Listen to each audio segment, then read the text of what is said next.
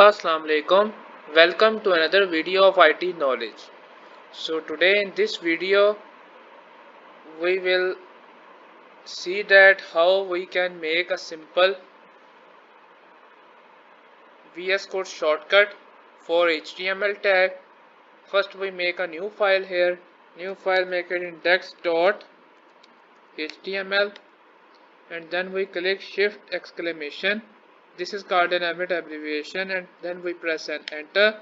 So here's a document structure code for HTML. I type HTML for beginners.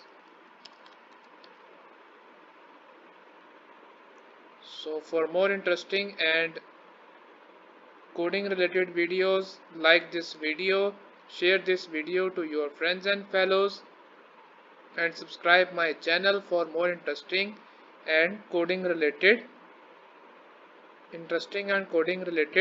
videos. Thank you so much. Thanks for watching and subscribe my channel.